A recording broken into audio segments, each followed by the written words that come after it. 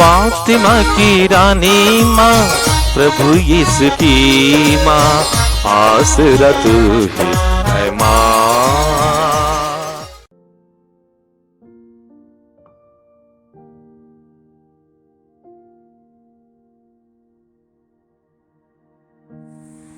पहला पाठ नबी एजेकिएल का ग्रंथ, अध्याय 2 पद संख्याएं 8 से अध्याय 3 पद संख्या 4 तक।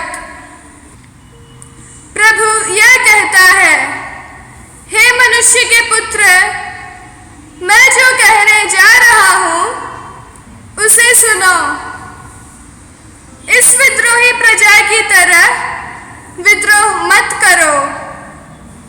अपना मुंह खोलो और जो दे रहा हूं उसे खा लो। मैंने आंखें ऊपर कर देखा कि एक हाथ मेरी ओर बढ़ रहा है और उसमें एक लपेटी हुई पुस्तक थी। उसने उसे खोल दिया। कागज पर दोनों ओर लिखा हुआ था। उस पर विलाप, मातम और शोक के गीत अंकित थे। उसने मुझसे कहा, मनुष्य के पुत्र, जो अपने सामने है उसे खा लो। यह पुस्तक खा जाओ और तब इस्राएल की प्रजा को संबोधित करो। मैंने अपना मुंह खोला और उसने मुझे यह पुस्तक खिलाई। उसने मुझसे कहा, मनुष्य के पुत्र, मैं जो पुस्तक दे रहा हूं उसे खाओ और उससे अपना पेट भर लो। मैंने उसे खा लिया। मेरे मुंह में उसका स्वाद मधु जैसा मीठा था। उसने मुझसे कहा, मनुष्य के पुत्र, इस्राएल की प्रजा के पास जाकर उसे मेरे शब्द सुनाओ। यह प्रभु की वाणी है। भजन अनुवाक्य। हे प्रभु, तेरी प्रतिज्ञा मेरे लिए कितनी मधुर है। धन संपत्ति की अपेक्षा मुझे तेरी इच्छा पूरी करने से अधिक आनंद मिला। अनुवाक्य। हे प्रभु, तेरी प्रतिज्ञा मेरे लिए कितनी मधुर है। तेरी इच्छा पूरी करने में आनंद आता है। तेरी आज्ञाएं मेरा पथ प्रदर्शन करती हैं। अनुवाक्य। हे प्रभु, तेरी प्रतिज्ञा मेरे लिए कितनी मधुर है। संसार की सोना चांदी की अपेक्षा मुझे तेरी संहिता कहीं अधिक वांछनीय है। अनुवाक्य। हे प्रभु, तेरी प्रतिज्ञा मेरे लिए कितनी मधुर है। मुंह में टपकने वाले मधु की अपेक्षा तेरी प्रतिज्ञा मेरे लिए कहीं अधिक मधुर है। अनुवाक्य। हे प्रभु, तेरी प्रतिज्ञा मेरे लिए कितनी मधुर है। तेरी शिक्षा ही मेरी संपत्ति है। इसमें मेरा हृदय रमता है। अनुवाक्य। हे प्रभु, तेरी प्रतिज्ञा मेरे लिए कितनी मधुर है। मैं आह भर कर बड़ी उत्सुकता से तेरी आज्ञाओं के लिए तरसता हूँ। अनुवाक्य। हे प्रभु, तेरी प्रतिज्ञा मेरे लिए कितनी मधुर है। जय घोष। हालेलुया। प्रभु कहते हैं, मेरा जुआ अपने ऊपर ले लो और मुझसे सीखो, मैं स्वभाव से नम्र और विनीत हूँ। हालेलुया। प्रभु आप लोगों के साथ हो और आपके साथ भी। संत मत्ती के अनुसार पवित्र सुसमाचार। प्रभु की जय। अध्याय 18 पद संज्ञाएं 1 से 5 तक, 10 और 12 से 14 तक। उस समय शिष्य ईसा के पास आकर बोले, स्वर्ग के राज्य में सबसे बड़ा कौन है? ईसा ने एक बालक को बुलाया और उसे उनके बीच खड़ा कर कहा, मैं तुम लोगों से यह कहता हूँ, यदि तुम फिर छोटे बालकों जैसे नहीं बन जाओगे तो स्वर्ग के राज्य में प्रवेश नहीं करोगे। इसलिए जो अपने को इस बालक जैसा छोटा समझता है वह स्वर्ग के राज्य में सबसे बड़ा है, और जो मेरे नाम पर ऐसे बालक का स्वागत करता है वह मेरा स्वागत करता है। सावधान रहो, उन नन्हों में एक को भी कुछ तुच्छ ना समझो। मैं तुमसे कहता हूँ, उनके दूत स्वर्ग में निरंतर मेरे स्वर्गीय पिता के दर्शन करते हैं। तुम्हारा क्या विचार है? यदि किसी के 100 भेड़ें हों और उनमें एक भी भटक जाए तो क्या वह उन 99 भेड़ों को पहाड़ी पर छोड़कर उस भड़की हुई को खोजने नहीं जाएगा? और यदि वह उसे पाए तो मैं विश्वास दिलाता हूँ कि उसे उन 99 की अपेक्षा जो भड़की नहीं थी उस भेड़ के कारण अधिक आनंद होगा। इसी तरह मेरा स्वर्गीय पिता नहीं चाहता कि उन नन्हों में से एक भी खो जाए। यह प्रभु का सुसमाचार है। ख्रिस्त की जय। ख्रिस्त में प्यारे भाई बहनों, आज 11 अगस्त को कलीसिया संत क्लारा का पर्व मनाती है। 1212 को जब वह 18 साल की थी, उसने चालीसा के समय में संत फ्रांसिस असीसी का एक प्रवचन सुना। उससे वह प्रभावित हो गई और वह भी यीशु का निकट अनुसरण करने के लिए अपना घर छोड़ दिया। यीशु ने कहा, जो मेरा अनुसरण करना चाहता है वह आत्मत्याग करे और अपना क्रूस उठाकर मेरे पीछे हो ले। जो अपना जीवन सुरक्षित रखना चाहता है वह उसे खो देगा। जो मेरे लिए और सुसमाचार के लिए अपना जीवन खो देता है वह उसे सुरक्षित रखेगा। तो हमको खोने पर जीवन मिलता है। यही बाइबल की शिक्षा है, यही प्रकृति का भी नियम है। यीशु ने ही कहा संत योहन के सुसमाचार के 12वां अध्याय के 24वां वाक्य में, जब तक गेहूं का दाना मिट्टी में गिरकर नहीं मर जाता वह अकेला ही रहता है। यदि वह मर जाता है तो वह बहुत फल देता है। तो ये फल पाने के लिए हमको मरना है। तो संत क्लारा ने इस दुनिया से और इस दुनिया के हर प्रकार की सुख सुविधा से मर करके यीशु को अपनाया, अनंत जीवन पाने के लिए, अनंत जीवन के यात्रा करने के लिए।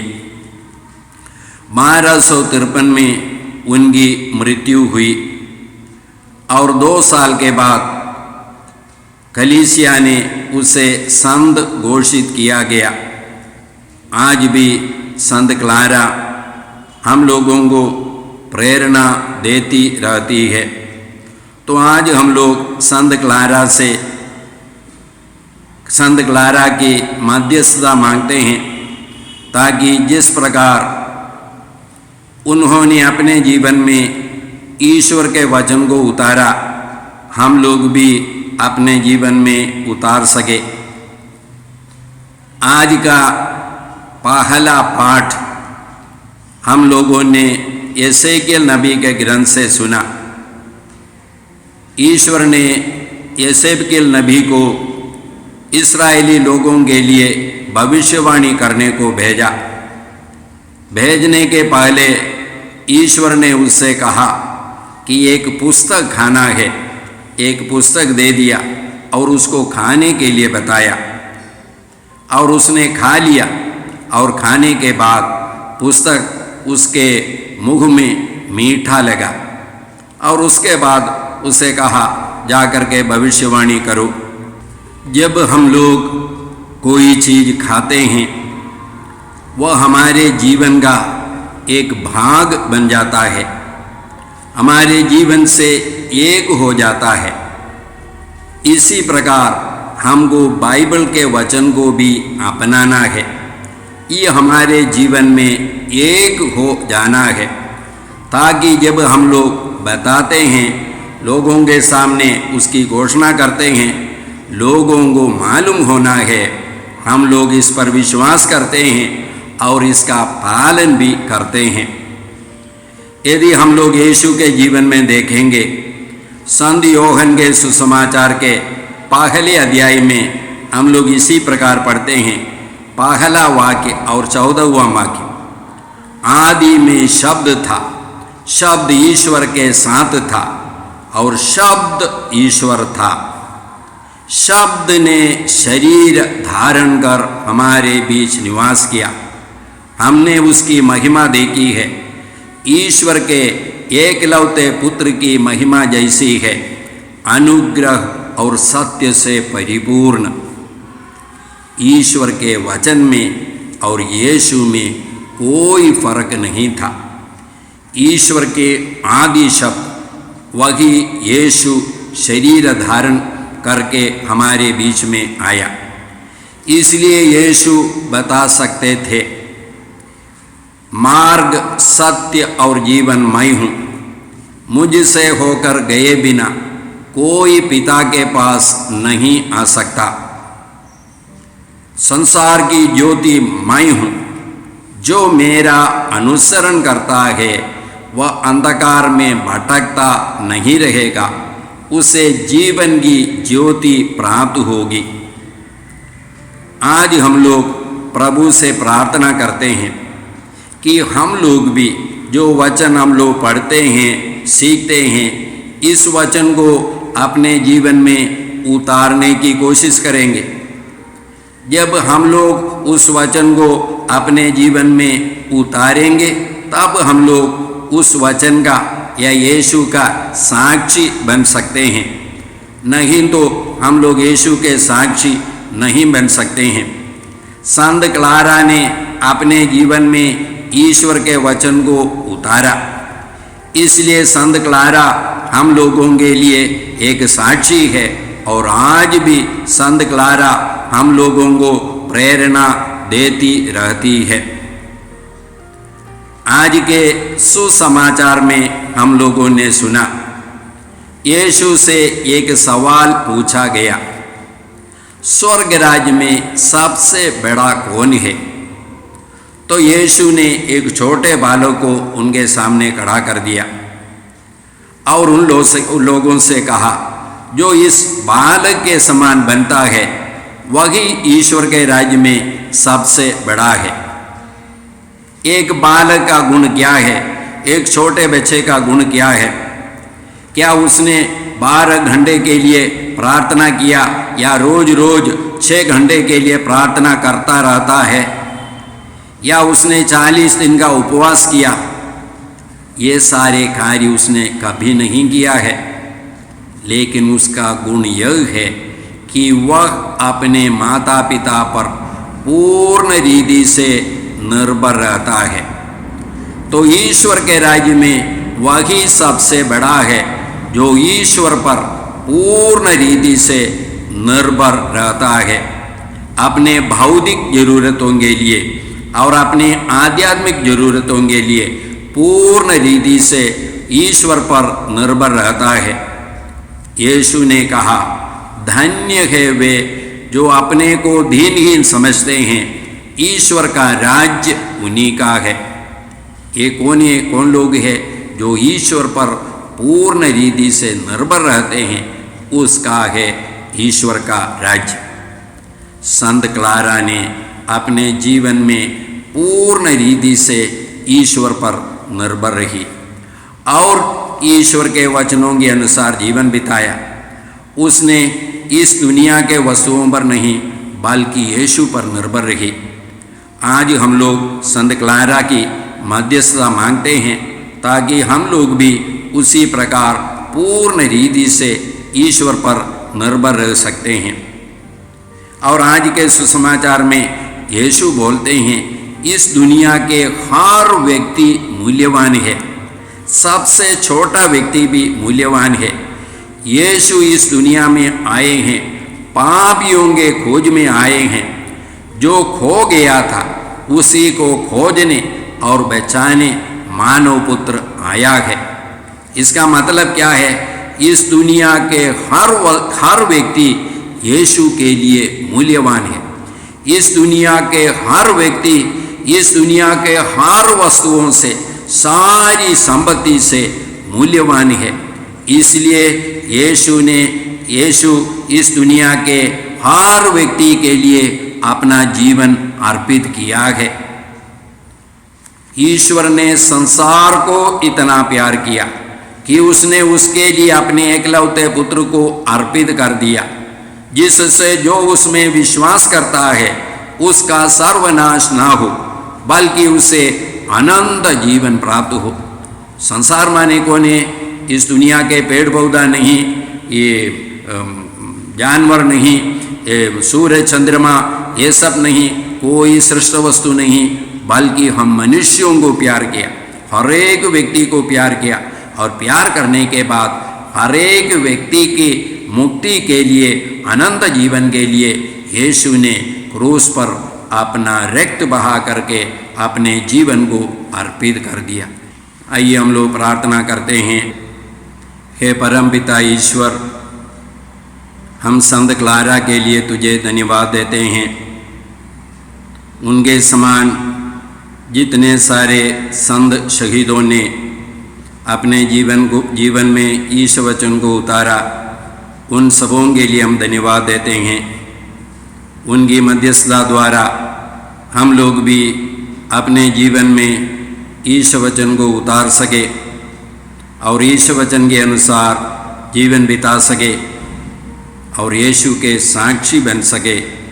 ये प्रार्थना हम करते हैं प्रभु क्रिस्त के द्वारा, आमीन। आमीन। क्रिस्त में प्रिय भाई और बहनों, पिछले 2 महीने से हम लोग इस चैनल के माध्यम से मिसा के दैनिक पाठ एवं छोटा सा उपदेश प्रस्तुत करते आ रहे हैं। आप लोगों की उदारता से 1000 से ज़्यादा लोगों ने इस चैनल को सब्सक्राइब किया है। आप सबों को प्रभु यीशु भरपूर आशीष देंगे। आप कृपया यहाँ के कार्यक्रम लाइक करें, शेयर करें और बेल आइकन दबाकर हमें सूचित करें ताकि यहाँ की सारी वीडियोस आपको मिलती रहेंगी। आप अन्य लोगों को भी प्रेरणा दें ताकि वे भी इस चैनल को सब्सक्राइब करें। प्रभु यीशु आपको और आपके परिवार को 100 गुनी आशीष देंगे। जय यीशु।